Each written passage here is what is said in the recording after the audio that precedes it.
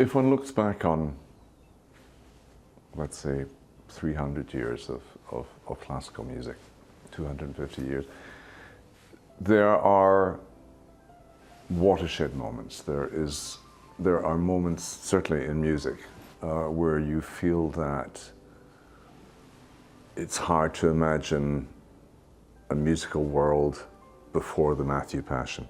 Beethoven was, it's almost impossible to describe adequately the influence that this man had on everything that came after him. I would like to think that there are members of our audience here in Sydney who will hear the Fourth Piano Concerto of Beethoven for the first time. And I hope they have that breathtaking moment, as we've all had it when we heard that piece for the first time. The fact that it begins so quietly, so introspectively. This is a piano concerto. It is virtuosic, but the way it begins, just with the piano, the novelty of that. You know, we think of all the orchestral introductions to big concerti, and it just remains, and once again, this is where Beethoven just was this giant, and he came up with ideas that hitherto were just unimaginable. We're thrilled, of course, here in Sydney to be welcoming Marc-André Hamelin. I can't quite believe this is actually the first time we're performing together. I mean, I know Marc fairly well, and I've brought him to our festival in America, the Grand Teton Music Festival. But this is actually, and then you develop this bond with people, and then I forget, oh, but we haven't yet performed together. High time, and of course in the Beethoven Fourth, that is something to look forward to. I think the Fourth Piano Concerto, for all the brilliance, remains utterly memorable for, there's a quiet introspection about this work.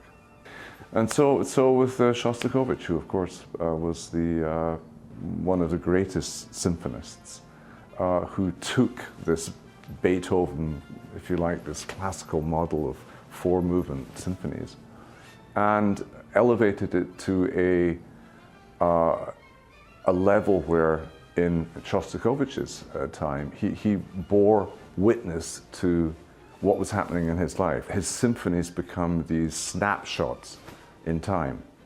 And at the same time, you don't need to know anything about what's going on historically or culturally or socially around him in order to experience a great, great work such as the Fifth Symphony.